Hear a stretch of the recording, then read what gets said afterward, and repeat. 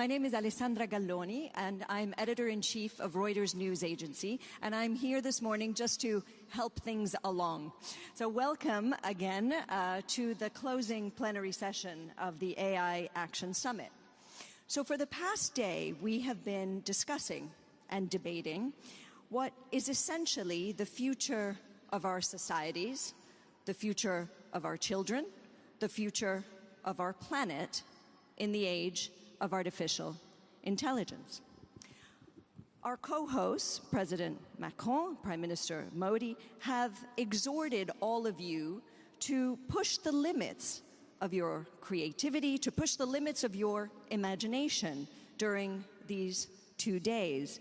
And as we saw from the opening video, delegates have discussed AI's impact on the environment, on labor, on diversity, and on making sure that AI does not get out of control, which is something that technologists are openly worried about. AI has, in the past few years, inspired outbursts of hope, but also of fear. It has attracted an astounding amount of money. In fact, the prospect of another 97 billion just last night, and is setting up epic clashes in business and potentially in geopolitics as well. France and the European Union have pledged a lighter touch in regulation to help AI and investment in AI flourish. But as President Macron said last night at dinner, and I hope you don't mind my quoting you, paradise cannot mean the Wild West. Indeed, there may be no better measure of the stakes for the world than the simple fact of this high-octane guest list here today, in this room. We have a large cross-section of global leaders in government, technology, finance, civil society. You will set and have already shaped the future of this technology. As the editor of a global news organization whose news users are in all of your countries and look to us for fact-based news on all of your companies, I can assure you that the world is watching this event very, very carefully. So, who knows? I mean, maybe it is possible that years from now, people, and perhaps even a conscious AI, will look back upon this meeting as a milestone in humanity's relationship with thinking machines. So with this, I would like to welcome all the panelists of the sessions today to the stage. If you could all come up together, even though you're in 2 different sessions. So I'll call you one by one. Ms. Ursula von der Leyen, the President of the European Commission, please. Mr. Pharrell Williams, I saw you earlier. Yes, your seats are on your chairs. Mr. Artist, Mr. Pharrell Williams. Ms. Anne Bouvreau, the Special Envoy of the President of the Republic, please. Mr. Sundar Pichai, CEO of Google, please. Ms. Soo-Yeon Choi, Director General of Naver. Saw you last night at dinner. I know you're here. There you are. Mr. Petteri Orpo, Prime Minister of Finland, please. And Ms. Doreen Bogdan-Martin, Secretary General of the International Communications Union.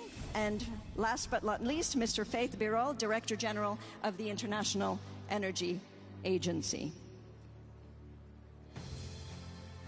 So the first session, which will be moderated by Anne Bouvreau, who has been instrumental, and a big thank you to Anne for setting up this entire event of the past 2 days, will be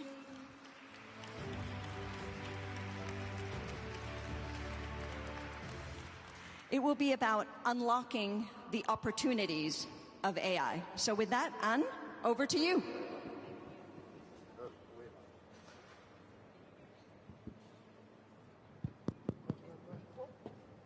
Working. Thank you. Thank you so much. Good morning, everyone. Thank you so much for being here. This notion of unlocking opportunities and shared progress has been our driver towards the preparation of the summit. Throughout all the preparation, the trips that I have taken, I have heard all over the world everyone telling me we want to be part of this AI revolution. We want to be able to develop our own solutions, we want to be actors, we want to be players, and we are looking forward to come to Paris to be able to have this discussion. So of course there is great hope from AI. There's hope for progress in medical research, there's hope for progress in science, there's hope for new climate solutions, there's also hope for progress and new art and creativity, and we will be discussing this. But how can we make sure that these opportunities are unlocked in the short term, now or very soon?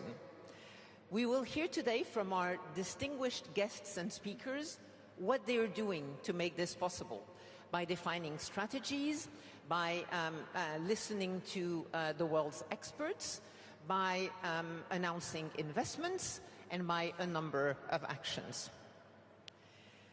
We will also, during this session, be talking about an initiative that is unveiled at the summit today, a decentralized partnership to help harness AI's vast potential. But before we get into more detail, it gives me great pleasure to welcome His Excellency, Vice President of the United States of America, J.D. Vance, to come to the podium. It is an honor. It is your first international trip outside of the United States since taking office. We're delighted to have you here.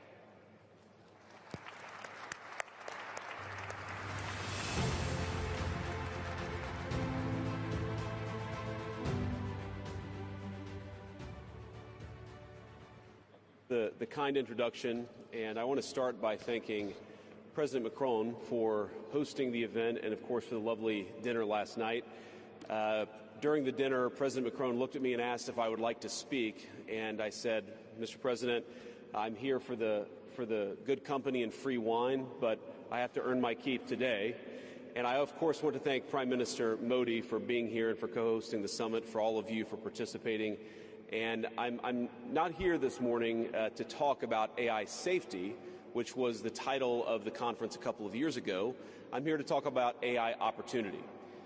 When conferences like this convene to discuss a cutting-edge technology, oftentimes I think our response is to be too self-conscious, too risk-averse. But never have I encountered a breakthrough in tech that so clearly calls us to do precisely the opposite. Now, our administration, the Trump administration, believes that AI will have countless revolutionary applications in economic innovation, job creation, national security, healthcare, free expression, and beyond. And to restrict its development now will not only unfairly benefit incumbents in the space, it would mean paralyzing one of the most promising technologies we have seen in generations. Now, with that in mind, I'd like to make 4 main points today. Number 1, this administration will ensure that American AI technology continues to be the gold standard worldwide, and we are the partner of choice for others, foreign countries, and certainly businesses as they expand their own use of AI. Number 2, we believe that excessive regulation of the AI sector could kill a transformative industry just as it's taking off, and will make every effort to encourage pro-growth AI policies, and I like to see that deregulatory flavor making its way into a lot of the conversations this conference. Number 3, we feel very strongly that AI must remain free from ideological bias, and that American AI will not be co-opted into a tool for authoritarian censorship. And finally, number 4, the Trump administration will maintain a pro-worker growth path for AI, so it can be a potent tool for job creation in the United States. And I appreciate Prime Minister Modi's point. AI, I really believe, will facilitate and make people more productive. It is not going to replace human beings. It will never replace human beings. And I think too many of the leaders in the AI industry, when they talk about this fear of replacing workers, I think they really miss the point. AI, we believe, is going to make us more productive, more prosperous, and more free. The United States of America is the leader in AI, and our administration plans to keep it that way. The U.S. possesses all components across the full AI stack, including advanced semiconductor design, frontier algorithms, and, of course, transformational applications. Now, the computing power this stack requires is integral to advancing AI technology. And to safeguard America's advantage, the Trump administration will ensure that the most powerful AI systems are built in the U.S. with American-designed and manufactured chips. Now, just because we're the leader doesn't mean we want to or need to go it alone, of course. And let me be emphatic about this point. America wants to partner with all of you. And we want to embark on the AI revolution before us with a spirit of openness and collaboration. But to create that kind of trust, we need international regulatory regimes that fosters the creation of AI technology rather than strangles it. And we need our European friends in particular to look to this new frontier with optimism rather than trepidation. Now, the development of cutting-edge AI in the U.S. is no accident.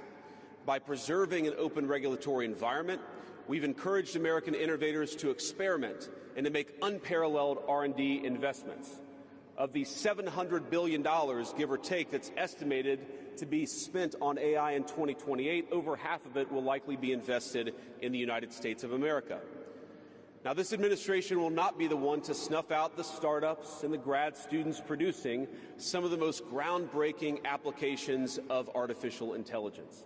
Instead, our laws will keep big tech, little tech, and all other developers on a level playing field.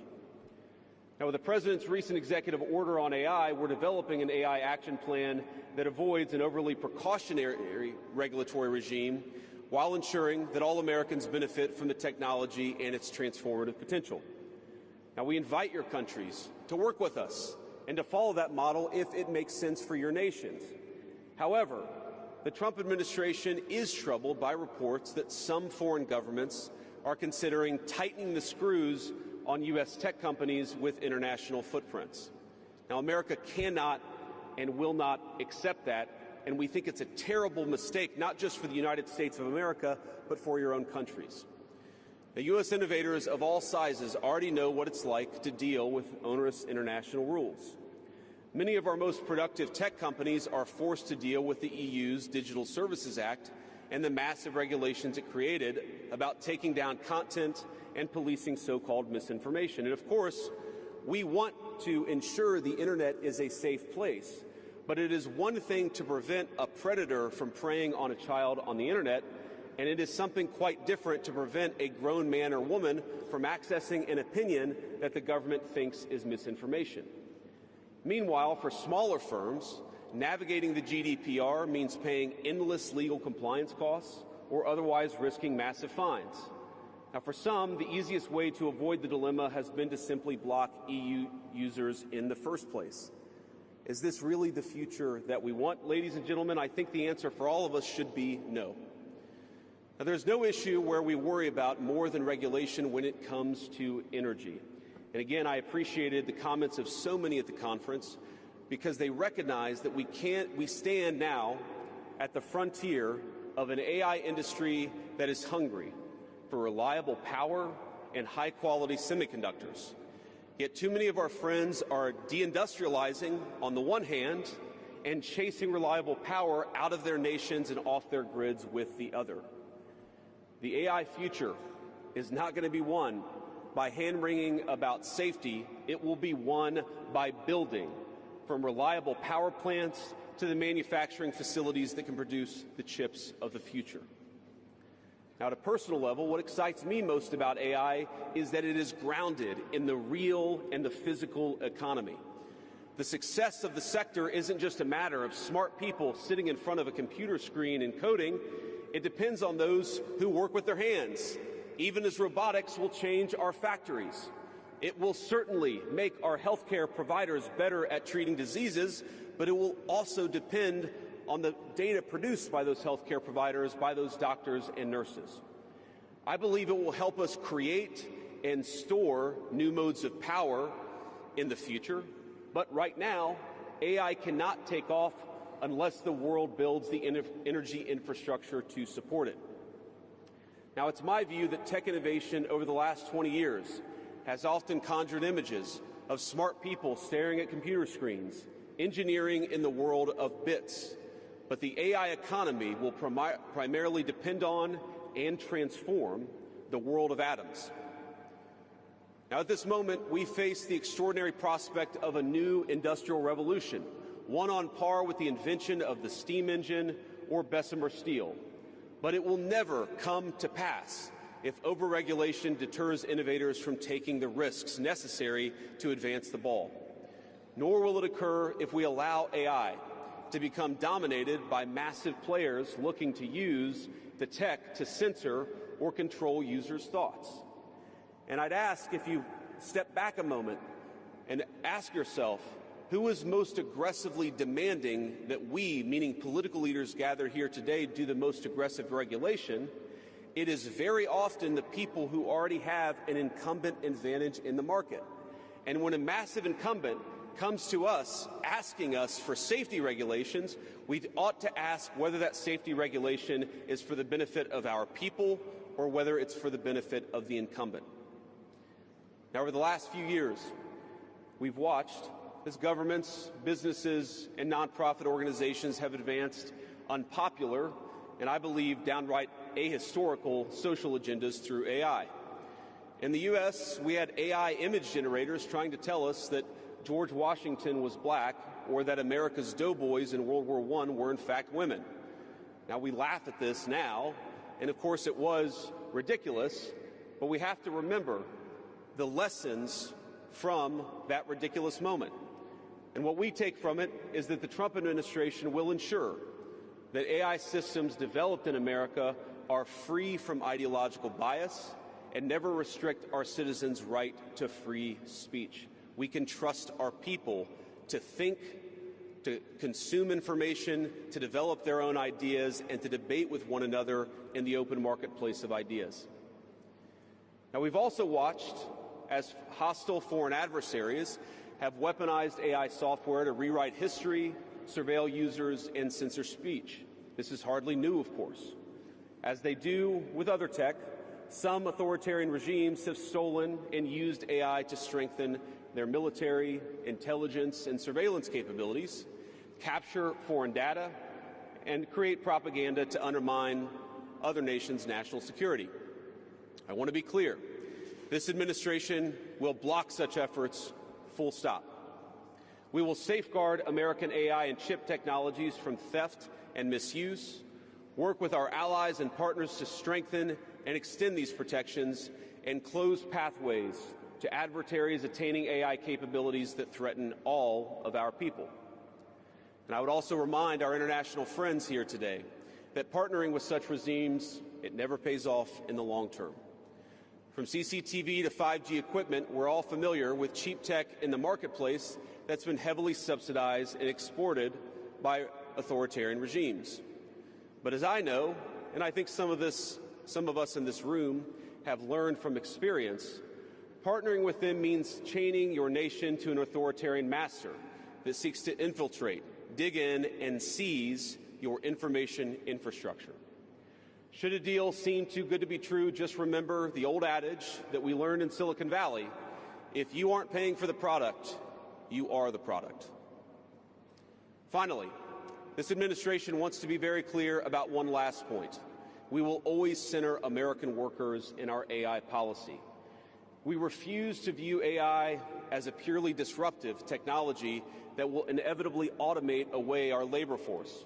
We believe, and we will fight for policies that ensure that AI is going to make our workers more productive, and we expect that they will reap the rewards with higher wages, better benefits, and safer and more prosperous communities. From law to medicine, manufacturing, the most immediate applications of AI almost all involve supplementing, not replacing, the work being done by Americans.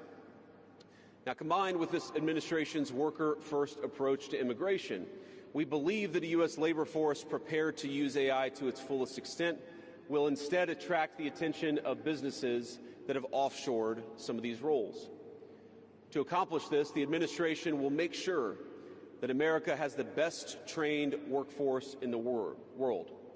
Our schools will teach students how to manage, how to supervise, and how to interact with AI-enabled tools as they become more and more a part of our everyday lives. And as AI creates new jobs and industries, our government, businesses, and labor organizations have an obligation to work together to empower the workers, not just of the United States, but all over the country, all over the world. To that end, for all major AI policy decisions coming from the federal government, the Trump administration will guarantee American workers a seat at the table, and we're very proud of that. Now, I've taken up enough of your time, so I'd like to close with just a quick story. This is a beautiful country, President Macron, and I know that you're proud of it and should be. And yesterday, as I was touring Les Invalides with General Gravette with my 3 kids, he was kind enough to show me the sword that belonged to America's dearest international friend from our own revolution, of course, the Marquis de Lafayette. He let me hold the sword, but of course he made me put on the white gloves beforehand. And it got me thinking of this country, France, and of course of my own country, and of the beautiful civilization that we have built together with weapons like that saber. Weapons that are dangerous in the wrong hands, but are incredible tools for liberty and prosperity in the right hands. I couldn't help but think of the conference today. If we choose the wrong approach on other things that could be conceived of as dangerous, things like AI, and choose to hold ourselves back, it will alter not only our GDP or the stock market, but the very future of the project that Lafayette and the American founders set off to create.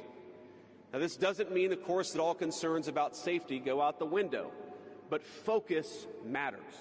And we must focus now on the opportunity to catch lightning in a bottle, unleash our most brilliant innovators, and use AI to improve the well-being of our nations and their peoples. With great confidence, I can say it is an opportunity that the Trump administration will not squander. And we hope everyone convened here today feels exactly the same. Thank you, and God bless you all. Thank you. Thank you very much for your comments. I would now like, it gives me great honor to call to the podium Her Excellency President of the European Commission, Ursula von der Leyen. Monsieur le Président, cher Emmanuel, Presidents, Your Serene Highness, Prime Ministers, Excellencies, ladies and gentlemen. This is the 3rd Summit on AI in just over 1 year. In the same period, 3 new generations of ever more powerful AI models have been released. Some expect models that will approach human reasoning within a year. Now, the past summits focused on laying the groundwork for AI safety. We build a shared consensus that AI will be safe and that it will promote our values and benefit humanity. But this summit is focused on action, and that is exactly what we need right now. The time has come for us to formulate a vision of where we want AI to take us as a society and as humanity. And then we need to act and accelerate Europe in getting there. And that is what I'd like to address today, Europe's specific place in the global race on AI. We want Europe to be one of the leading AI continents. And this means embracing a way of life where AI is everywhere. You all know that AI can help us boost competitiveness, protect our security, shore up public health, make access to knowledge and information more democratic. And this is what you, the entrepreneurs, the researchers, the investors, the business leaders are showcasing here in Paris and that you are doing every single day. This is a glimpse of the AI continent we want to become. Now, too often, I hear that Europe is late to the race, while the United States or China have already gotten ahead. I disagree, because the AI race is far from being over. Truth is, we're only at the beginning. The frontier is constantly moving. Global leadership is still up for grabs. And behind the frontier lies the whole world of AI adoption. AI has only just begun to be adopted in the key sectors of our economy and for the key challenges of our times.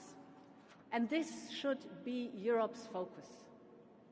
Bringing AI to industry-specific applications and harness its power for productivity and for people. And this is where Europe can truly lead the race. So Europe has everything to gain. But of course we need our own distinctive approach to artificial intelligence. Too often, I have heard that we should replicate what others are doing and run after their strengths. I think that instead we should invest in what we can do best and build our own strengths here in Europe. Our own strengths are our science and technology mastery that we have given to the world. As this summit shows, there's a distinct European brand of AI. It is already driving innovation and adaptation, and it is picking up speed. So, what are the main features? First, European AI focuses on AI adoption in complex applications, using our unique industrial and manufacturing data and know-how. Second, European AI is cooperative. It brings talents together from different countries, from different sectors, from different backgrounds. It is that same spirit of our collaborative approach to science which has produced many a breakthrough and a huge pool of talent. Just think about Horizon Europe. And third, European AI embraces the power of open source. And open source can spread much faster along with proprietary systems. It is for all these reasons that the AI startup scene in Europe is booming. The number of unicorns has increased by 10 times in just a few years. So this European brand of open innovation is showing results. But now it needs to be supercharged. It needs to get a push. And this is why it's the right place to be here at this Action Summit. We will act in two ways. Best startups and our best scientists, so they can forge the AI we need.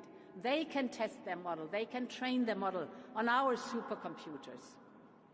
In just a few months, we've set up a record of 12 AI factories, and we are investing 10 billion euros in them. And this is not a promise. This is happening right now. And it is the largest public investment in AI in the world. So this will unlock over 10 times more private investment. Our goal is that every company, not only the big players, can access the computing power they need. We want AI developers to compete based on how innovative they are, not just on their access to chips or the size of their financial firepower. And now we are also bringing AI factories to the next level, to AI gigafactories, very large data and computing infrastructure for very large models. We want to replicate the success story of the CERN in Geneva. As you all know, CERN hosts the largest particle accelerator in the world, and it allows the best and the brightest minds in the world to work together. And we want the same to happen in our AI gigafactories. We provide the infrastructure for large computational power. Researchers and entrepreneurs and innovators will be able to join forces. Talents of the world are welcome. Industries will be able to collaborate and federate their data. We're creating safe space for them, just take the European health data space. Because yes, AI needs competition, but AI also needs collaboration. And AI needs the confidence of the people and has to be safe. And actually, this is the purpose of the AI Act, to provide for one single set of safe rules across the European Union, 450 million people, instead of 27 different national regulations and safeties in the interest of business. At the same time, I know that we have to make it easier and we have to cut red tape, and we will. Finally, computational power requires immediate, substantial financial capital from both public and private. In this context, I welcome the European AI Champions initiative that pledges 150 billion euros from providers, investors, and industry. And today I can announce that with our Invest AI initiative, we can top up by 50 billion euros. So thereby, we aim to mobilize a total of 200 billion euros for AI investment in Europe. We will have a focus on industrial and mission-critical applications. It will be the largest public-private partnership in the world for the development of trustworthy AI. And finally, cooperative AI can be attractive well beyond Europe, including our partners in the Global South. And in this spirit, we fully support the AI Foundation that is being launched today. AI can be a gift to humanity, but we must make sure that its benefits are widespread and that its benefits are accessible to all. We want AI to be a force for good. We want an AI where everyone collaborates and everyone benefits. This is our path. This is our European path. Thank you very much for your attention.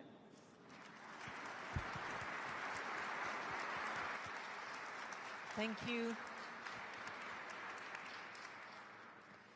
Thank you very much, President von der Leyen, for your comments and for the announcements that you made today.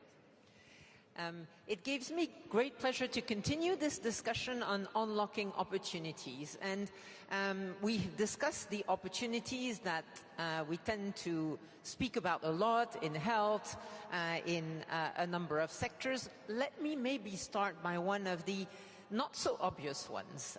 Let's start with arts and creative industries. First of all, we have dedicated during this AI week a whole weekend to this topic of AI and art and culture. We have had both wonderful creations showcased by artists, but also discussions about the challenges that lie between AI and creation, because it's not always something that comes as the first example of benefits of AI. With us today we have Farah Williams. We're delighted to have you here. You're an extraordinarily creative artist, and so who better than you could share a few thoughts about AI and creativity? Farah, please. Thank you. Thanks for having me. I don't know how you guys do this with the thing in the ear.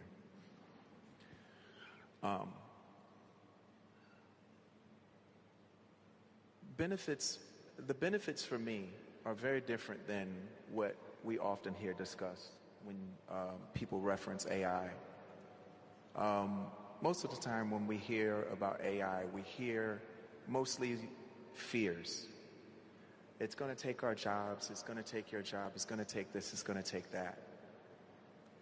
And it's interesting to me because, you know, as we think about the preparedness for AI, we're worried about what it's going to do, but you have to remember who and what is going to be using it and for what reasons. People will need to use AI. They're going to need jobs. There will be jobs there for them. Will there be some jobs that people lose? Sure. But I think if you're going to be prepared for AI, then you have to be prepared for AI. Me personally, I see it like I think we have our fears miscasted in the wrong areas. Like, I don't think we should be fearful of what AI is going to do. What we should do, you know, in this whole AI race, what we need to remember is the human race. Because it's humans that are essentially going to be using the AI, and it's what they're going to do. You know, are they people with good conduct or bad conduct? Are they people with great ideas, inspiration, and innovation, or is it criminals? Right? I think we need to work on ourselves. And I think if we can get ourselves in a good place, humming like an engine, then when AI really truly penetrates regular everyday society and community lives, I think it's going to be fine because people will have the right ideas about how we use it. In my opinion, you know, it's just like alcohol or a car or firearms. Believe it or not, it takes responsibility. Alcohol in the wrong in the wrong hands is a problem. A car in the hands of someone who is too young and inexperienced to drive it could be life-threatening. AI is no different. It's who's using it and what the intention is what I think we need to think about first and foremost. Do you use AI for some of to help you create, or do you just use it in daily life, or do you just not use it? Well, that's the other thing too. You know, people talk about like creatives using AI. We wouldn't use AI to help us write a song. Well, then what would we do? Right? AI is much more like worker bee, minutia are the ways that we would use it. Other people would use it in a computational way, you know, in some lab or, you know, maybe an organization set up in some sort of, with tech, would use it in a completely different way. But the way that we would use it would be much more like utility. It wouldn't replace creativity. I just think that there's just too much fear around it. And, you know, there was a whole thing around the year 2000 as well. But we're fine. We survived that. Or, you know, In my country, they call it libraries. Here, it's called a bibliothèque. It's still there. You can go visit it. It's not replaced. It's a beautiful place to walk around in, and you can research. But there's nothing like a search engine, right, Sundar? There's nothing like a beautiful place where you can go and search. But this is the next step. This is the place where you can not only ask questions, but you can get examples back. I think that's an amazing thing, and I think there's nothing to be fearful about. It's just, we just have to be prepared. Just don't treat it the way we did when we brought alcohol into the conversation, or how we did cars. We need to treat this a little bit different. This is a great opportunity for us as a species to move forward with utility. Well, thank you. I think we've heard over the years lots of comparisons for AI, but alcohol is one that I hadn't heard. So, but I take great comfort from your vision, which is really of AI augmenting artists and your job. Maybe I can ask a question of Sundar Pichai. We're delighted to have you here. I've heard you speak about risks of AI, but also about the way it can help augment communities, for example. So what are your thoughts on this and on the opportunities and how we can unlock them in AI? First of all, thank you, President Macron, Prime Minister Modi. It's great we are having a conversation on such an important topic. Look, at Google, we have felt this important tension, both, the wonderful opportunities AI presents. It's obviously a dual-use technology, like you gave examples, and so the risks that come with it. So we actually encapsulated this tension as, a bold and responsible, that our approach needs to be both bold and responsible, and there is tension between it, but we grapple with it. The reason we need to be bold is, it is so obvious as we are making progress, how profoundly it'll impact many areas. The best example I can think of is with AlphaFold, we have now unlocked, how to decode protein structures. Just so that everyone understands, it used to take one person their entire PhD to do one protein. And within 3 months, AlphaFold unlocked over 200 million protein structures. Now it's an open database, and already we see hundreds of thousands of researchers and biologists using it to develop vaccines, etc. So you can so tangibly feel the impact of progress. So you feel a moral imperative to be bold and accelerate progress there, right? And when it comes to the economy, it's very clear that you'll be unlocking more productivity. And I do worry people who don't adopt it, countries which don't embrace it, can get left behind through this crucial moment. So those are all the opportunities we see, and we want to lean in to drive that progress. Obviously, as Farrell mentioned, it's a technology with dual use, and how do you make sure the bad effects don't propagate? Examples where we are working on, we slow down and think about image generation or video generation. It will both unleash creativity in the tools of artists and so on, but people can use it to create deep fakes. So we are early on working on technology like SynthID, watermarking technology. We will need standards, and those are areas where governments and private companies can work together to create a standardized way to detect deep fakes, right? And so you have to take that balance as we move through this, and we embrace it. We cherish the tension, we debate it, and we all need to do that more, I think. Well, thank you so much, and thank you for highlighting the area of AI and science, where really, first of all, of course, the AlphaFold is absolutely fascinating and led to a Nobel Prize, or Nobel Prizes, which is really impressive.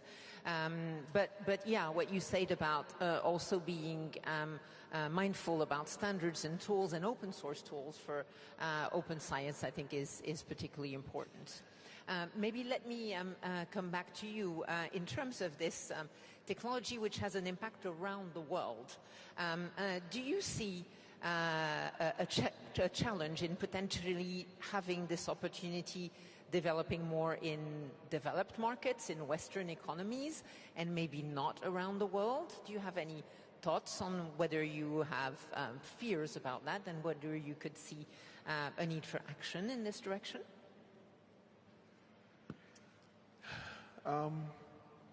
You know, first of all, I never got a chance to say thank you for having me here, so thank you guys, and it's nice to be here. I just think that we need to stop using the word fears. Like, I just don't think it's good for the progression of just our species. It's just not really done well for us. Calling this unlocking opportunities. Yes, we're on opportunity. Yes, it's, you know. Listen, there's one thing for us to be concerned, but not for us to be fearful.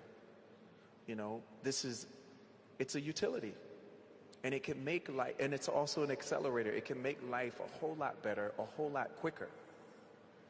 But it depends on who's using it as to whether it goes bad quicker. You know, for me, I feel like this is something that the world needs, but I think we need to be ready with ourselves before we fully engage. I don't think that it's about the jobs being lost. I think it's about perspective, and I think it's about what our intentions are. You know, what are you going to do with it when you use it? And we're trying to help people understand.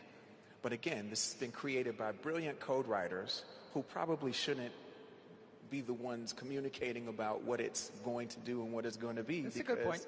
You know, in their minds, it's like, they're going to take your jobs. Well, the average person hears that, and it freaks them out. But this is no different than, like I said, search engines being created. There was this whole thing on how libraries are going to be burned down, and, you know, they were not going to use them anymore. And that's not what's happened. What's happened is search engines making things a whole lot easier. People got answers a lot quicker. Well, now you're going to be able to get renderings and ideas and examples a lot quicker. It's going to be more than that. But I think for the average human being, that'll be the way that they interact. It will help them accelerate, get answers quicker, be more efficient. That's the average person. Now, on the Silk Road, we're going to have some problems. Well, thank you. I love your comparison of the library. I think the other night at dinner, someone from a distinguished university said universities have been one of the longest-standing institutions of humanity that still exists today, and I think it's the same for libraries. Sure, yeah. Absolutely. Yeah. Maybe, Sundar, on this topic of opportunities and different perceptions around the world, what do you see as short-term or mid-term opportunities from AI? Let's say not 10 years, we don't know what AI will be in 10 years, but and maybe not what we know today, but 2 to 4 years from now, and around the world, what do you see as opportunities and ways to make sure they become reality if it's, in case it's not obvious that this happens just by itself? Look, in a 2 to 4 year time frame, and thank you for, 10-year time frames are hard to predict, but in a 2 to 4 year time frame, maybe I'll highlight a key area which us and a few other companies are working on, which I think will really make progress. We call this agentic workflows. So anywhere you can describe a task in natural language, and the AI can act on your behalf and accomplish that. And so today, to give you an example, there are 2 examples within Google. We have a Project Mariner. It's a browser extension. So the browser can actually go browse and do things for you, complete and come back. If you look at where the state of the art was maybe a year ago, it was kind of roughly 50% effective. So you give it a complex sequence of tasks, it needs to get everything done accurately. Today, it's progressed to around 85%, right? And so, but that shows the progress. Similarly for coding, as a software engineer at Google, today when you're programming, the AI is there on the side, it gives you suggestions and you accept it. But we are now working on where you can give it instructions, it'll automatically go and write the program and get it done. And so now imagine the impact of this agentic use cases working horizontally across many, many tasks. I think that's going to be very, very powerful. So the real promise of having an AI assistant in the context of anything you're doing, be it while learning something, a radiologist looking at images, a doctor engaging with the patient, all of that is going to be assisted, and it's going to deeply be embedded in your workflows. That is as real as it gets in a 2 to 4 year time frame. And you can imagine the impact from a productivity standpoint, and I think that's one of the most tangible opportunities. I think it's very, very real that will happen. Well, May I also say, please go ahead. Just to add on to what he was saying, you know, when I was, as you were speaking, it reminded me of, I'm a 70s baby. It reminded me of like a lot of the television shows that we grew up on the first 15, 20 years of my life. You know, there was a talking horse. There's a talking car. There's talking robots. And we loved them. And if you looked at the characters in all of these television shows and films, they loved them and they had a great time. And why were they having a great time? Why weren't they panicked? Because this was a part of their everyday lives. These things acted as utilities. Now, the horse was a horse, and they didn't know everything. But the cars and the robots that I remember, they knew everything. You could ask them anything. And I remember a lot of the protagonists, their lives being made a lot easier and a lot more convenient and efficient. And it's going to be no different than that. The things that we worry about, like I said, are the bad conductors. Yeah, and we do get used to things once we've had them for a while. Excellent. I think this has been a very interesting discussion. I'd like to thank you both. I'd like to thank our previous speakers on this topic. Again, on this topic of unlocking opportunities, maybe going back to some of the remarks of Prime Minister Modi, we see all around the world people saying, we also want to be part of this. We want to be as ready as people in the US, in some of the European countries, in China. We also want to be part of that. And as such, we have had lots of discussions about how we can make sure open source, decentralized data can help create these decentralized innovation hubs. And to this effect, it gives me great pleasure to welcome to the stage Martin Tisney, CEO of AI Collaborative, who's been working as part of the AI Action Summit team, to tell us about the foundation, the current AI partnership that is being unveiled today. Martin, you have the floor. Good morning.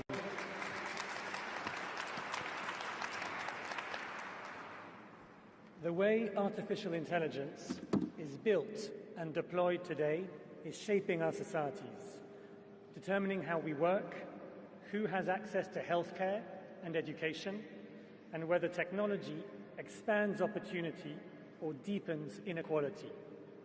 But too often, the public interest remains an afterthought.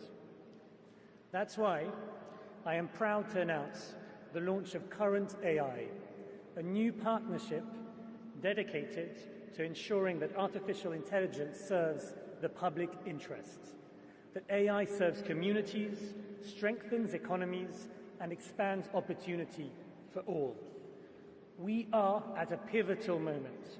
The choices we make today will define the role AI plays in our societies for generations to come.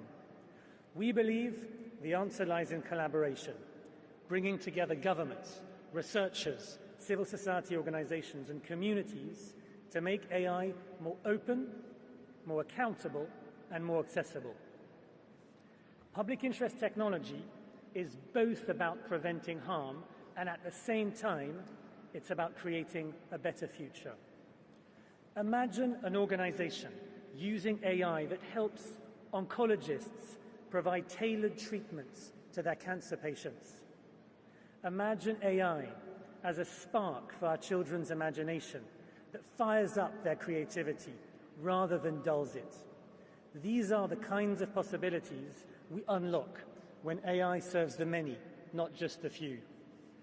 Current AI will expand access to high-quality public and private data sets, will invest in open-source tools, and develop systems to assess and evaluate AI's social and environmental impact. I invite all of you to join us in this effort, because the future of AI isn't something that happens to us. It's something we build together. Thank you.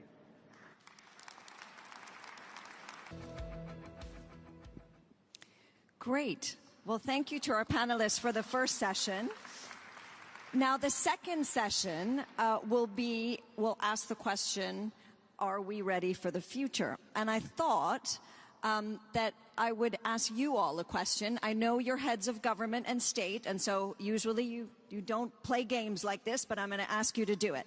And my question is something that was raised by Pharrell Williams. The question I'm going to ask you is, are you more fearful than hopeful about AI, or are you more hopeful than fearful? And I would like to see your hands raised. So the first question, which of you is more fearful than hopeful about AI? A room of optimists. One.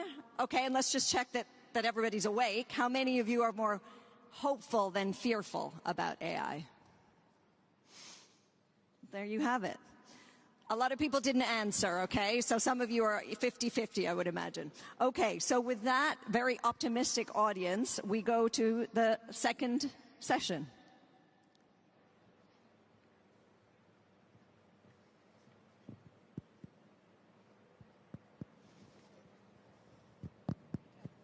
Do you want to try it? Yes. Can you hear me? Okay, great. Good morning, Excellencies, ladies and gentlemen. My name is Doreen Bogdan-Martin. I'm the Secretary General of the International Telecommunications Union. And as the President well knows, 160 years ago in Paris, 20 countries came together, and I think they asked the same question. They said, are we ready? But it wasn't AI, it was actually the telegraph at the time.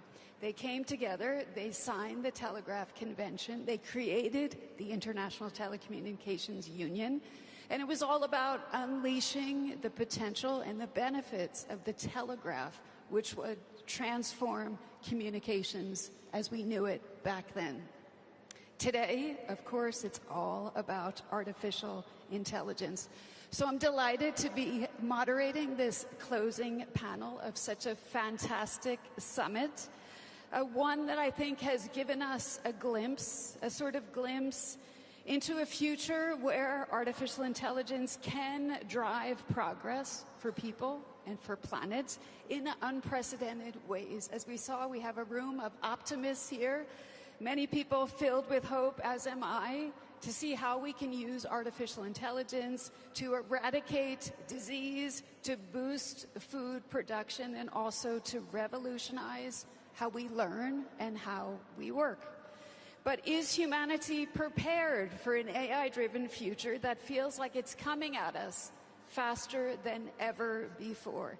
And to help us answer that question, I have the great honor of introducing someone who deeply understands both the challenges and the opportunities of artificial intelligence and how it is already transforming our world. Someone whose vision and foresight led to the adoption of the Global Digital Compact. So, ladies and gentlemen, as we kick off this final session of the Paris AI Action Summit, please join me in welcoming the United Nations Secretary General, Antonio Guterres. Please.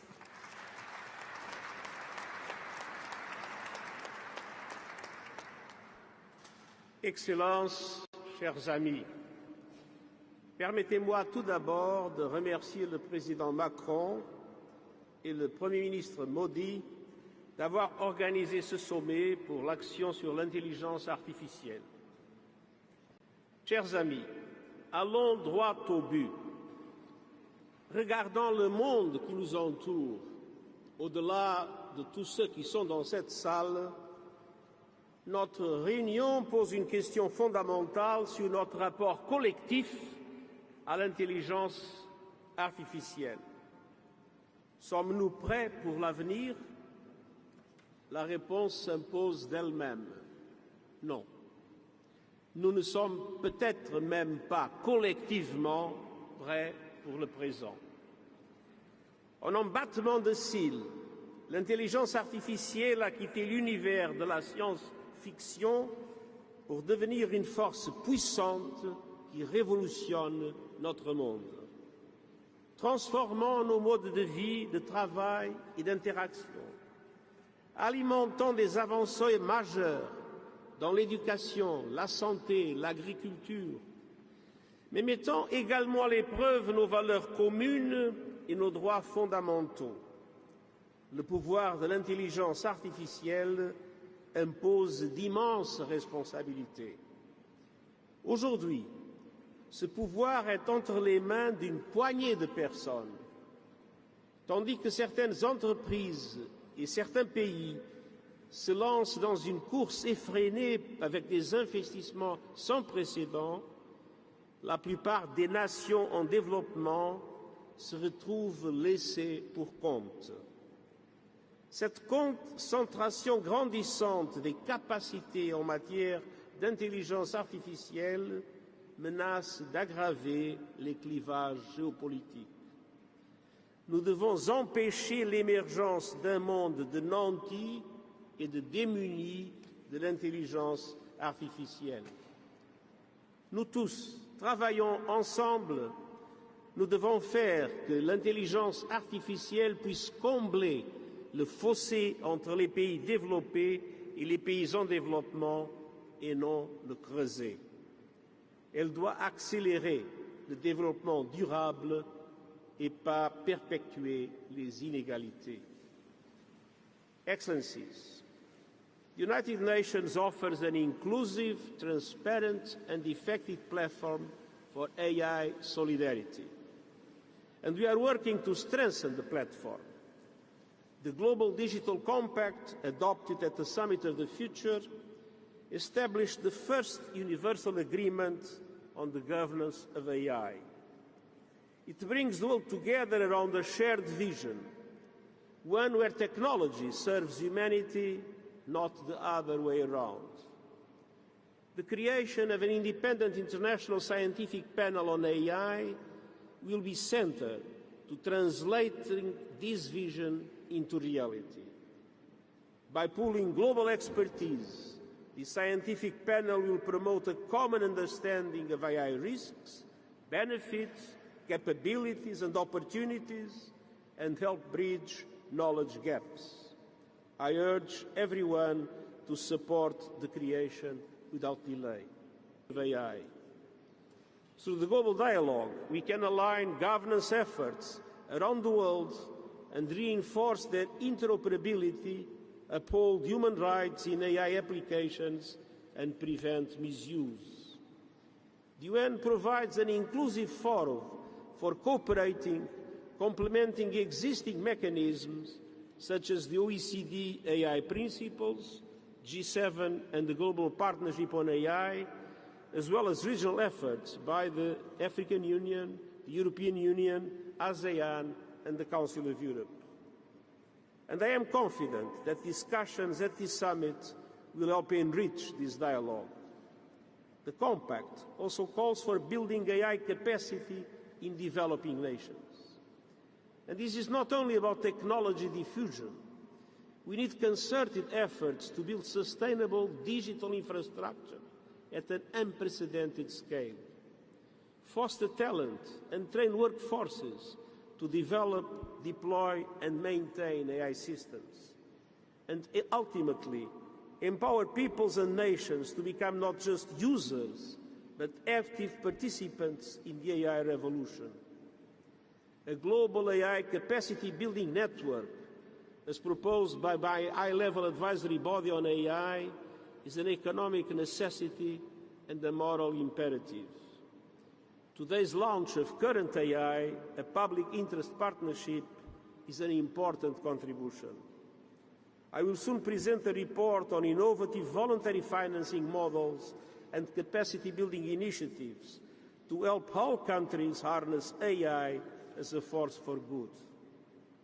And finally, we know that AI can be a force for climate action and energy efficiency. But we also know AI power-intensive systems are already placing an unsustainable strain on our planet. So it is crucial to design AI algorithms and infrastructures that consume less energy and integrate AI into smart grids to optimize power use. From data centers to training models, AI must run on sustainable energy so that it fuels a more sustainable future. Excellencies, I began with a question. Let me end with a few more. Who decides what problems AI should or should not resolve? Who benefits most from its deployment? Who bears the cost of its mistakes? These questions affect everyone, and so the answers must also involve everyone. It is in all our interests for governments and technology leaders to commit to global guardrails, to share best practices, and to shape fair policy and business models. The whole world benefits when development banks and philanthropic community provide catalytic funding to jumpstart capacity building worldwide. And we all stand to gain when academia and thought leaders help to navigate through this complex landscape.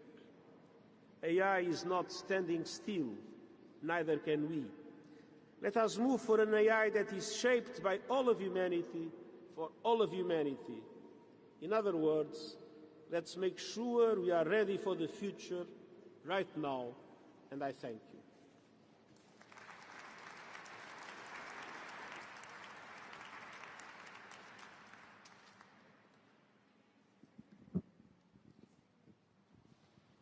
Secretary General. Ladies and gentlemen, you heard the Secretary General. We urgently need to get ready for the future and make sure that AI is shaped by all of humanity, for all of humanity. To help us do that, I'm joined by an incredible group of 3 panelists, and I'd like to introduce them to you now. We have to my right His Excellency Prime Minister Orpo, the Prime Minister of Finland. To my left, we have Dr. Fatih Birol, the Executive Director of the International Energy Agency. And back to my right, we have Madam Soo-yeon Choi. She is the CEO of Naver, South Korea's largest internet company and provider of digital services, from search to robotics, cloud solutions, and of course, AI. So, Prime Minister, let me start with you, and if you could share with us some of the challenges, some of the opportunities you have seen in Finland to try to scale artificial intelligence so that it benefits all. Prime Minister, over to you. Thank you so much. Your Excellencies, let me first extend my thanks and congratulations to President Macron and the government of France for making this summit reality, and also to Prime Minister Modi co-hosting this very important summit. This is a landmark effort for building consensus on global cooperation on artificial intelligence, and it is an achievement already how you are gathered, so many of us here. And I want also to recognize the important role that the United Nations plays in building global consensus on these matters. Thank you very much for your speech, Secretary General.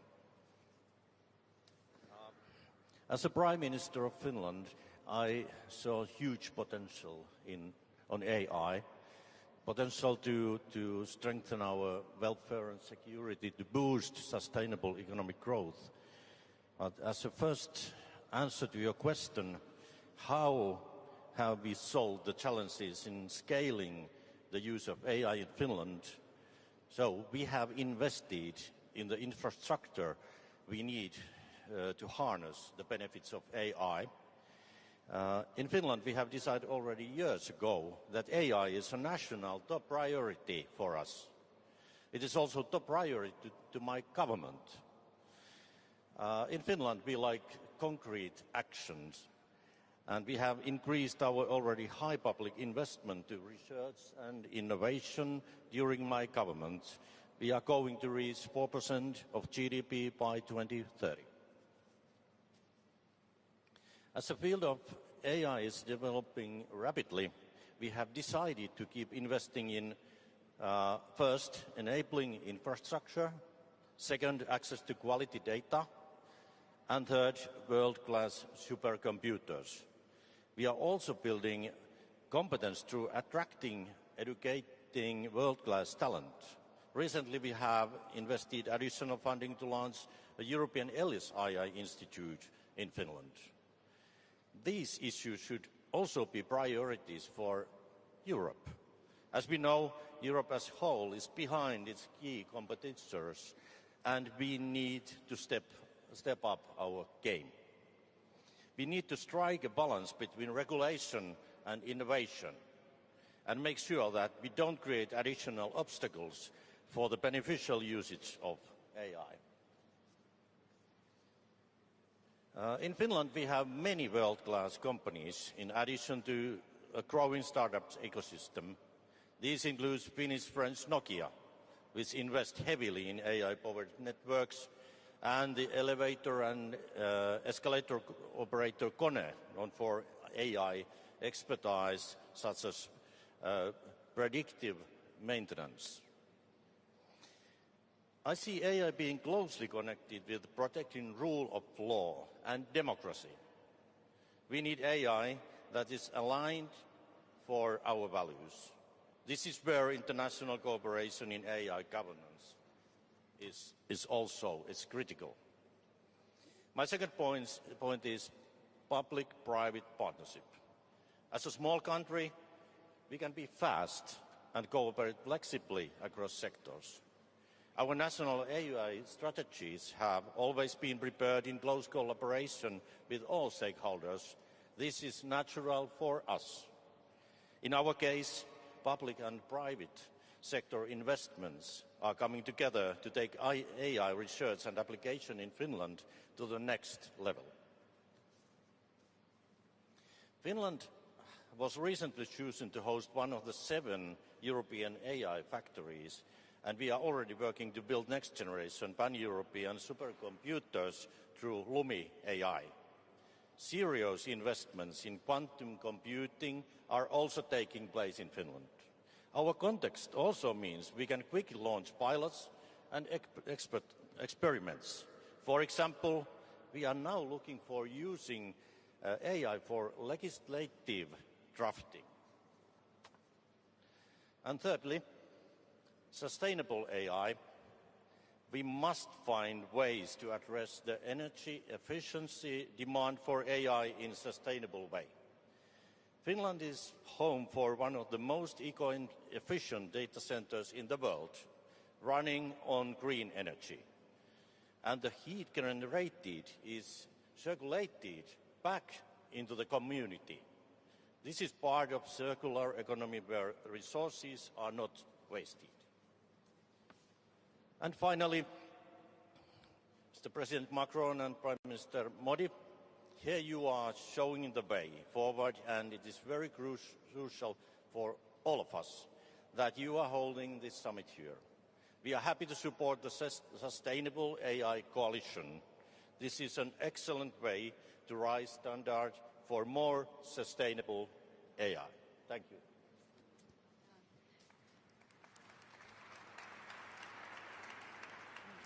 Thank you so much, Prime Minister. I appreciate the points, in particular about the public-private partnership, of course, the sustainability angles.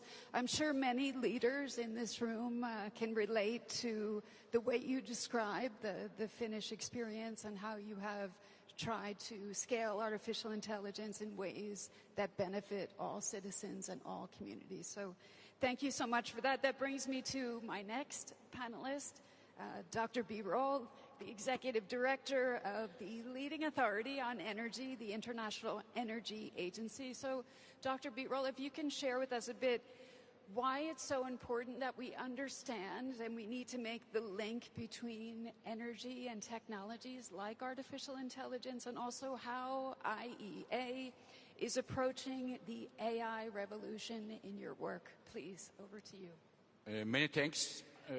May I first thank and congratulate President Macron.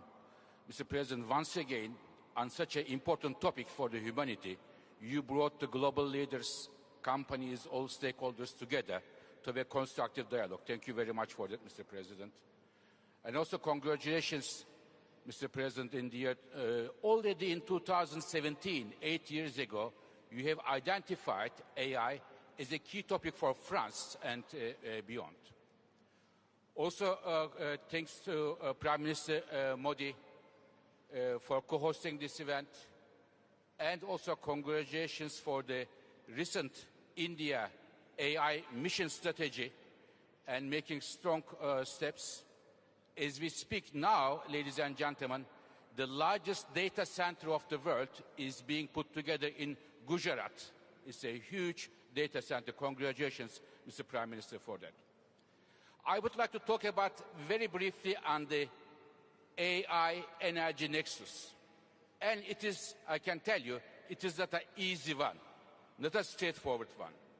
It is creating challenges for the energy, but also opening opportunities for the energy sector. And at the end, I will make an announcement which I believe is of interest to many of us here. So, first the challenge.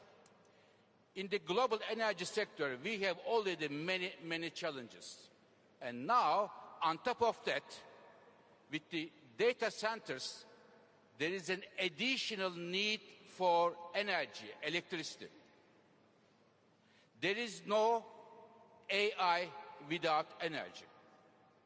Just to put in a context, one medium-sized data center consumes electricity as much as 100,000 households. Just to give you the context, so much electricity is needed. And AI companies, rightly so, want to have secure electricity, affordable electricity, and sustainable electricity. Therefore, the countries that have the electricity supplies secure, sustainable, and affordable, they are one step ahead of the others because they are ready. Now, when we look globally, as we do in the IEA, we already see the electricity demand trends being impacted with the additional demand coming from data centers. But the problem is the following, dear colleagues. A data center you built in less than 1 year, but a transmission line for electricity you need about 5 years to build. There is a decalage, there is a gap of time between those two, and how to make sure that the governments, tech companies, and the energy industry work together is a key challenge for all of us, and it's a key topic for this meeting as well. We look at the all data centers investments in the world which have the FID for the next 5 years. Thousands of them are going to be built. And we look at the electricity supplies coming, and there is a significant gap which may well lead to delays or cancellations of some data centers project. So this is the challenge in front of us, of the governments finding electricity for the data centers in a clean way, in a secure way, and in an affordable way. So this is the challenge. What about the opportunity? Now, AI accelerates the innovation in energy technologies. For example, battery chemistry, much cheaper, much more environmentally friendly, will come soon as a result of AI. We are going to see that AI, it is going to optimize our electricity systems and increase the efficiency, the grids, transmission lines, and the others. It will help us, AI, to better predict the weather events. So these are all very good. Plus, AI data centers create new business models and give momentum to technologies such as nuclear power, including the small modular reactors, or new technologies of geothermal energies. So this also creates new challenges and make those technologies investable for the world. So we see a lot of opportunities coming with the AI for the innovation side and providing productivity efficiency. The third point, and I would like to finish here, an announcement from the IEA. At the IEA, we believe in numbers. And when we come to AI and energy, there are many uncertainties. It is very new. So we have decided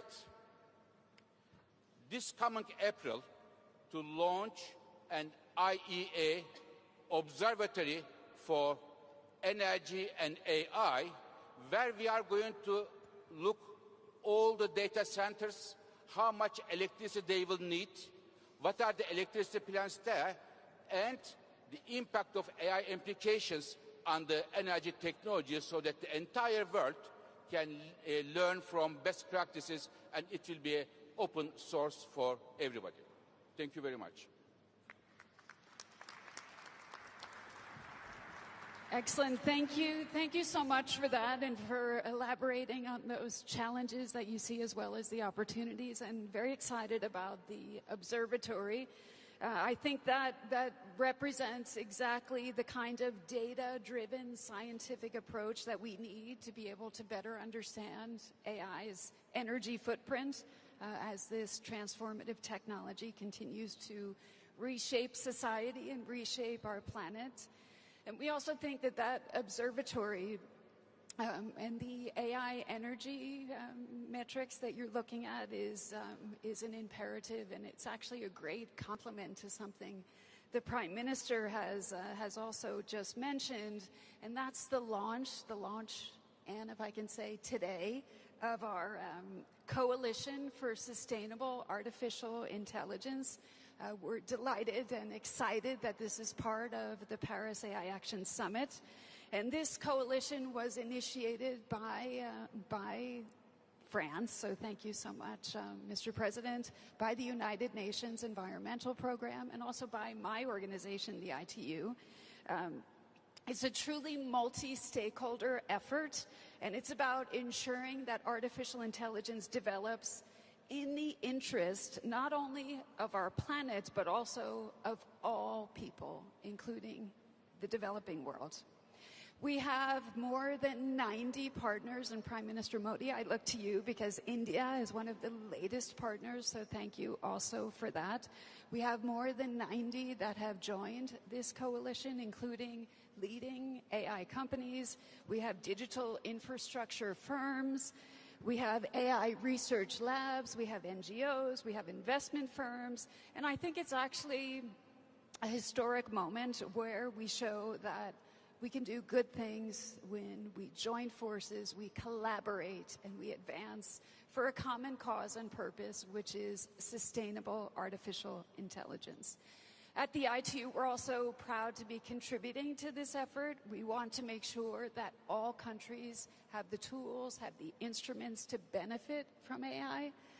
We're excited to bring our AI for Good platform also to the fore, where we're focused on skilling, we're focused on innovation as well.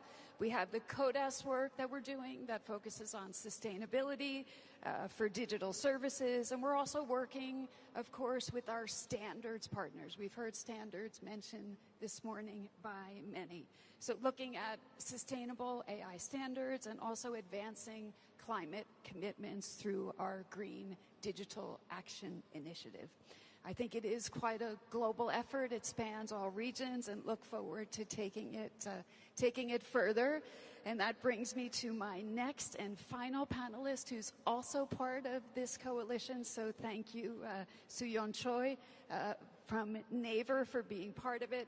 If you can share with us a bit on the sustainability piece, but also shifting a bit the conversation, how you're using AI to work at scale to enrich both culture and productivity. Over to you.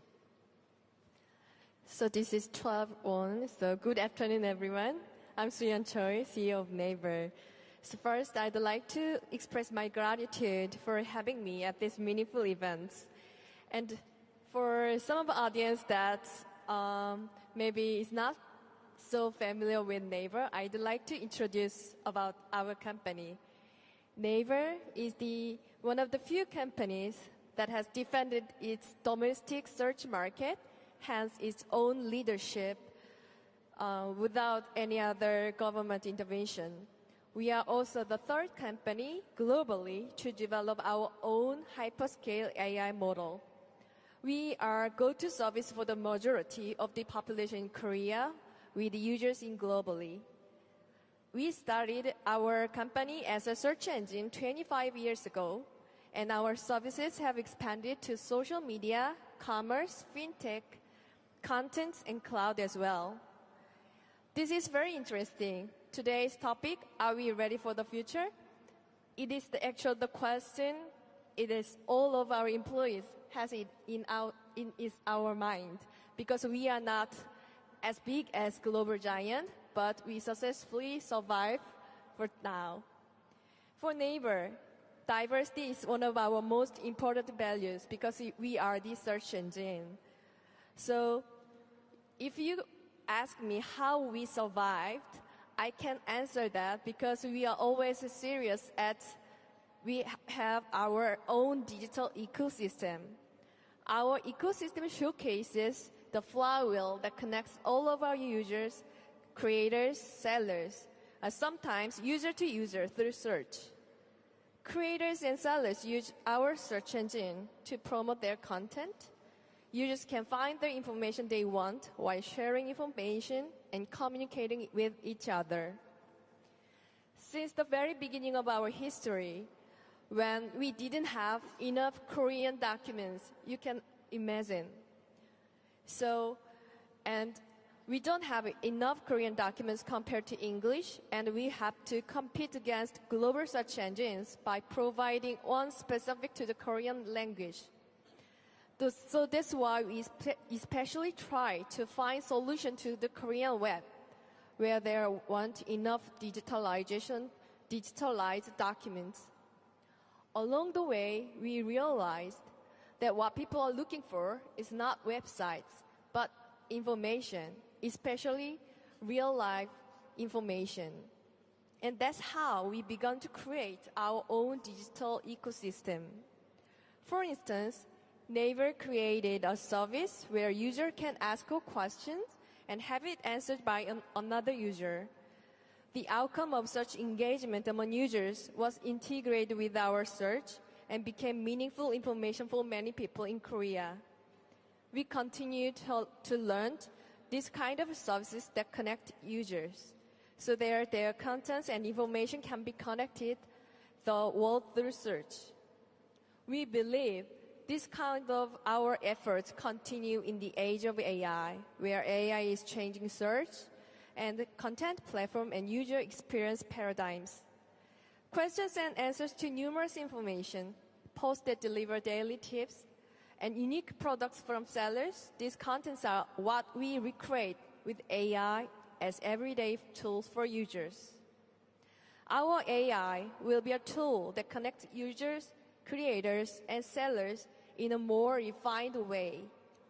AI-enabled search will allow users to enjoy content by various creators that aligns with their intent. Using AI, we are building a search tool that identifies more information comprehensively.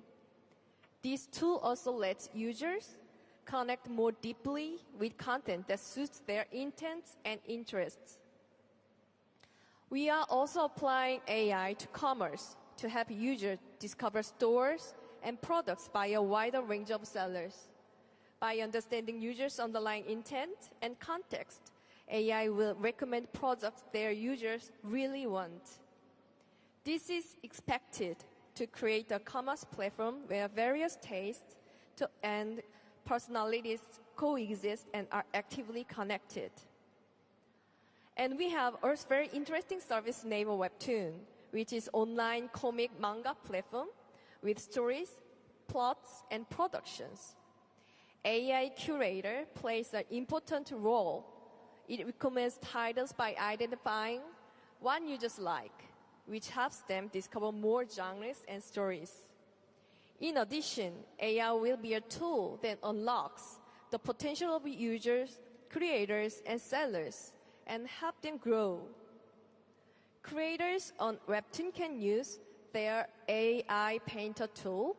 With the help of this tool, they can focus on creative stories or detailed sketches.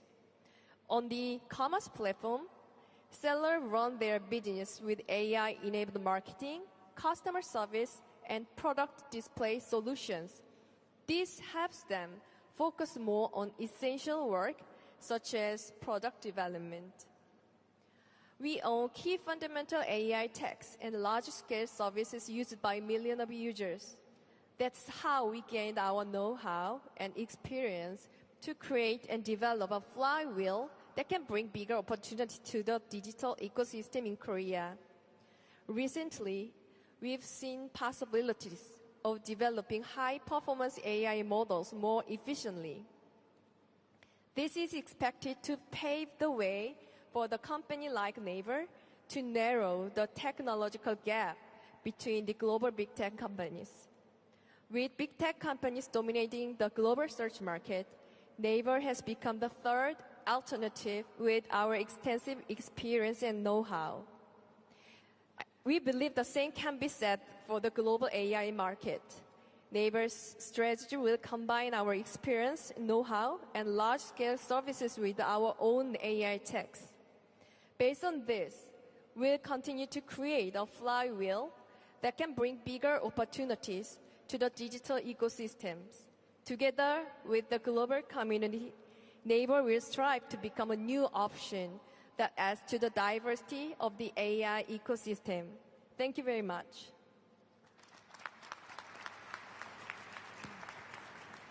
Thank you. Thank you so much for sharing the Naver story and how you leverage the local context to create such a thriving digital ecosystem.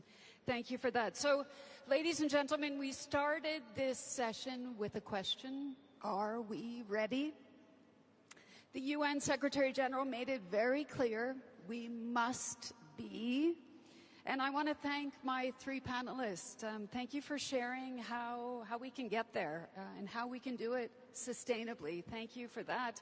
I think with countries like Finland that are already adopting and scaling artificial intelligence with an inclusive, iterative, agile approach to innovation, with international organizations like IEA bringing essential data and analysis to help inform the global dialogue on energy and artificial intelligence, and of course with companies like Naver, making sure that AI is actually relevant to local markets, to cultures, because that's how we can make sure that no one is left behind in this AI revolution. Most of all, we need the international multi-stakeholder cooperation. I think that's something that's also been shown in our Coalition for Sustainable Artificial Intelligence. I do think we are better prepared than ever. I think we are prepared to ensure that AI is beneficial, that it's beneficial to all of humanity, to people, and for planet.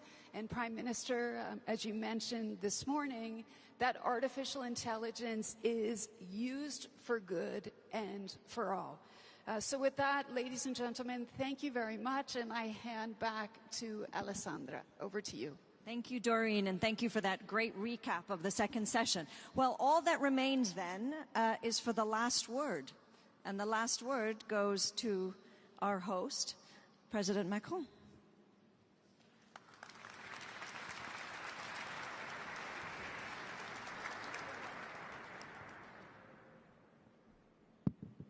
Bien, chers amis, merci beaucoup.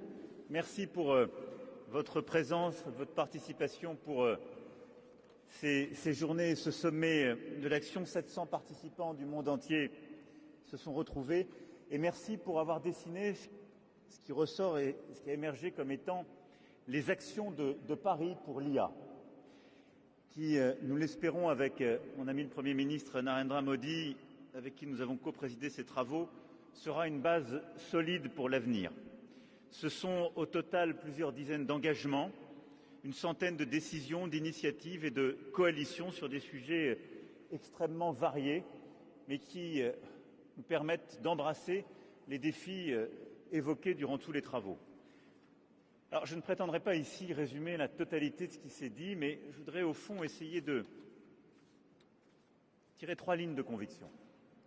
La première, c'est que nous sommes tous convaincus que nous sommes dans un moment d'innovation et d'accélération. Et c'est pourquoi il y a eu tout au long des débats, on l'a encore vu aujourd'hui, ce dilemme, est-ce qu'on doit être positif, négatif, avoir peur, avoir confiance? L'action, en quelque sorte, c'est une morale par elle-même. C'est déjà décidé que nous avons envie d'en être, nous sommes conscients que c'est une compétition et que nous sommes décidés, parce qu'aussi c'est un sujet de souveraineté, à tous y participer. Et donc, le moment que nous vivons est un moment d'innovation et d'hyper-rapidité et un moment d'accélération, en effet, des investissements et des choix. À l'occasion de ce sommet, nous avons pu annoncer 109 milliards d'investissements privés, internationaux et français dans l'intelligence artificielle en France. Et tout à l'heure, la présidente de la Commission européenne a annoncé 200 milliards d'investissements publics et privés dans l'intelligence artificielle en Europe. Ces deux chiffres montrent, quelques semaines après les annonces faites par les États-Unis d'Amérique, après le succès chinois de DeepSeek, après les annonces faites par nos amis dans le Golfe de très grands investissements, après les annonces indiennes, canadiennes et de tant d'autres ici présents, à quel point la course est lancée. Et c'est une bonne chose. Mais à quel point nous sommes dans cette course. Et les chiffres que je viens de rappeler montrent aussi, je m'en félicite, ce réveil européen et cette volonté d'en être. Nous voulons continuer d'investir dans les talents, c'est-à-dire la formation de nos jeunes, la création de plus en plus de postes de recherche et de postes universitaires. Nous voulons investir dans les données, leur consolidation, un cadre aussi sûr d'accès à ces données, je vais y revenir. Nous voulons investir dans les data centers et la présidente de la Commission a annoncé ce programme en cours de création de data centers à travers l'Europe pour la recherche publique et les start-up. Nous avons annoncé plusieurs data centers massifs également financés par le secteur privé en France à l'occasion de ce sommet, avec une force, c'est la capacité à avoir de l'énergie décarbonée soutenable. Et c'est là où le modèle français de nucléaire civil est une force. Et puis, nous avons aussi décidé tous ensemble d'accélérer en termes d'application. Plusieurs l'ont évoqué, l'application dans les sciences, l'application dans la mobilité, l'application dans la défense et la sécurité. Plusieurs grands groupes français internationaux ici présents ont conclu des partenariats importants pour justement signer avec des nouveaux acteurs de l'intelligence artificielle ces partenariats et saisir ces opportunités. Nous sommes au fond convaincus que l'intelligence artificielle va nous permettre de mieux apprendre, de mieux nous soigner, de mieux travailler, de mieux vivre au fond dans nos sociétés. Et c'est un sujet, oui, de compétition, d'innovation, de souveraineté, mais nous sommes à un moment d'innovation et d'accélération. Le deuxième message, c'est au fond comment bâtir la confiance.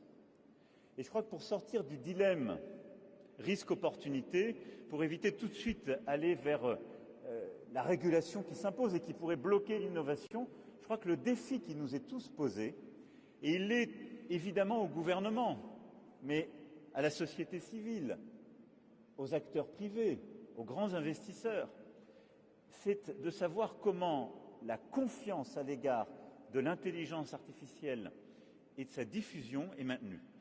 Parce que ce sera la clé de sa réussite.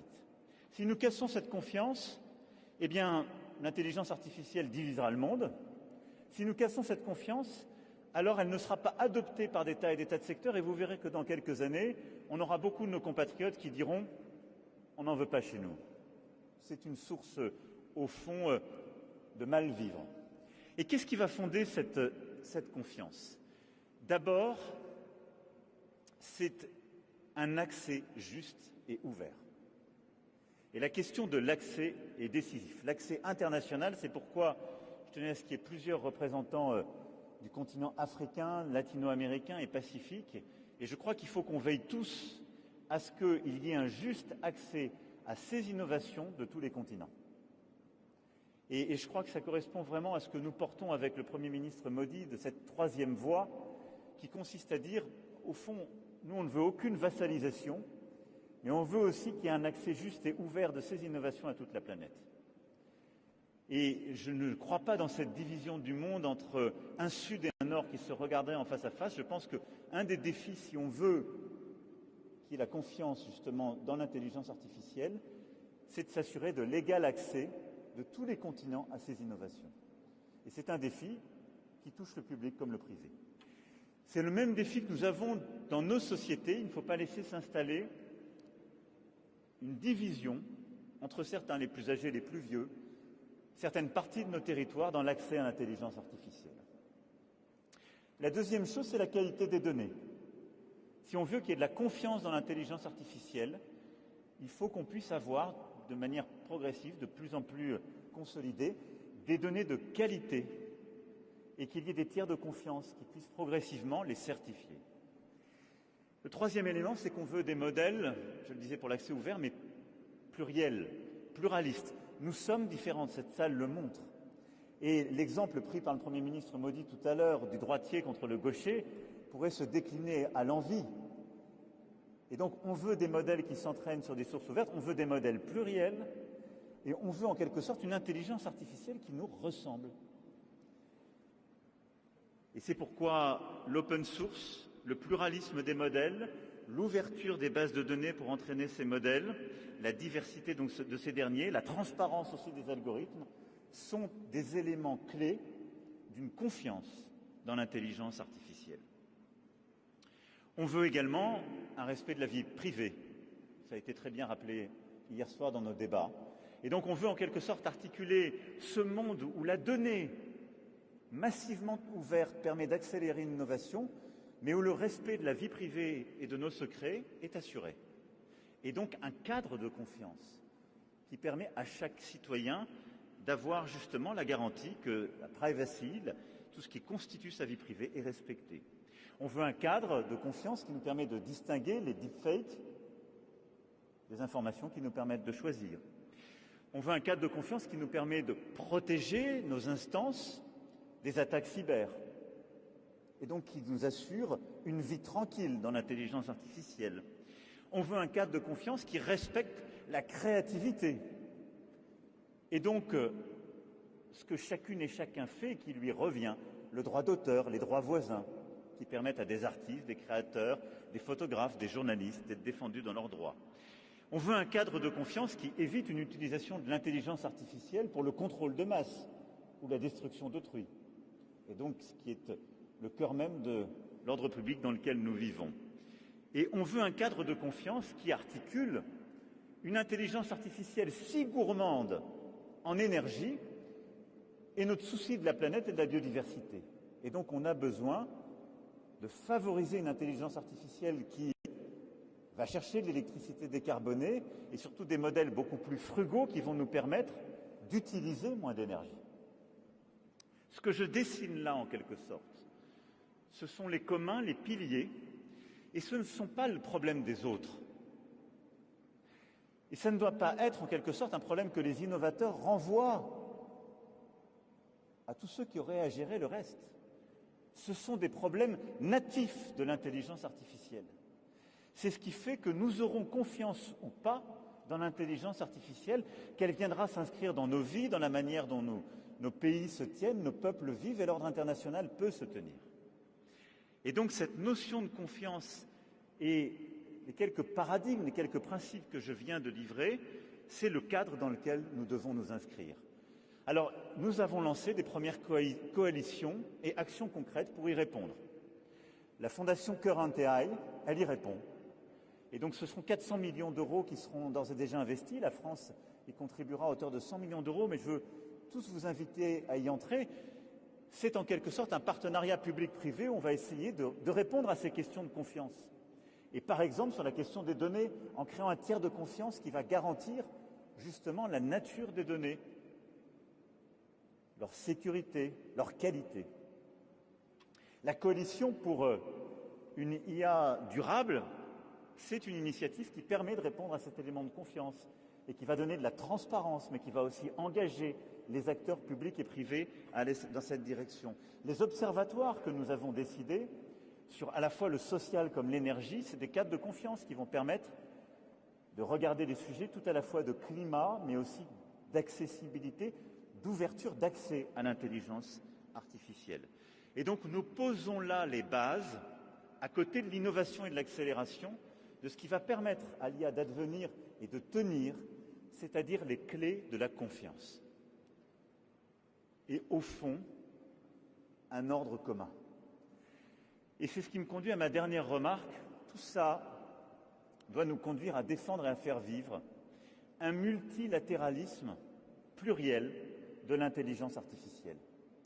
Avec le Premier ministre Trudeau, il y a 7 ans, sous son égide, dans le G7 que le Canada présidait, on a lancé ce partenariat mondial pour l'intelligence artificielle.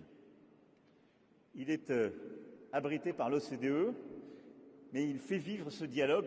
44 pays l'ont rejoint, on sera une 60aine bientôt, et il permet de faire vivre ce dialogue autour de la science, des solutions, des standards, entre acteurs de différents horizons et de différentes cultures. Les Nations Unies ont lancé ce pacte numérique mondial, ô combien important, vous l'avez rappelé, Monsieur le Secrétaire général, et beaucoup aussi, ici contribuent à ce dialogue. L'UNESCO, la francophonie, le Conseil de l'Europe, à travers leurs compétences, mais en apportant aussi toutes les connaissances que ces organisations font vivre. Au fond, on le voit, à travers ces différents cénacles, nous avons besoin, comme on l'a fait durant ce sommet, de continuer à faire avancer une gouvernance internationale de l'intelligence artificielle.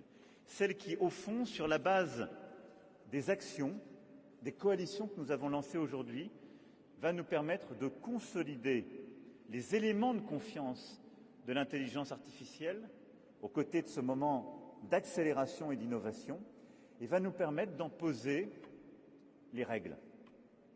Car nous avons besoin de ces règles pour que l'intelligence artificielle avance. Ça n'est pas de la défiance, ça n'est pas contrarier l'innovation, mais c'est lui permettre d'advenir avec un espace international dans lequel on évitera la fragmentation.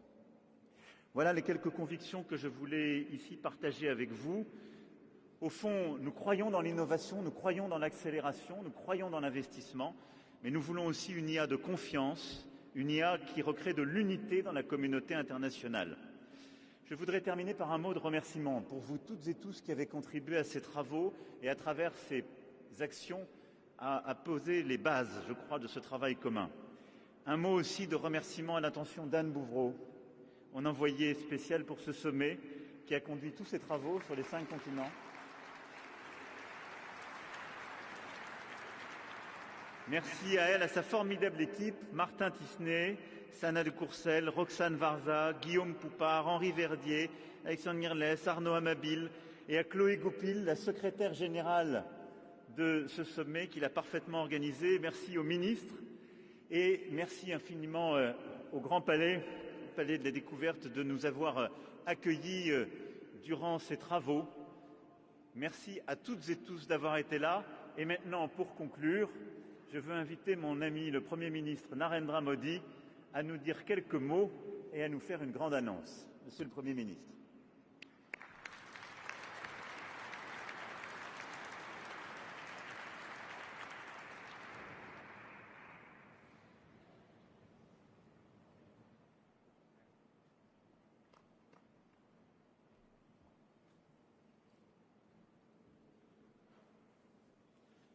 Friends, today's discussions have brought one thing. There is unity in vision and unity in purpose across stakeholders. I welcome the decision to set up the AI Foundation at the Council for Sustainable AI. I congratulate France and my dear friend President Macron for these initiatives and assure our full support. We must also make the global partnership for AI truly global in nature. It should be more inclusive of the global South and its priorities, concerns, and needs. To build on the momentum of this Action Summit, India would be happy to host the next summit. Thank you.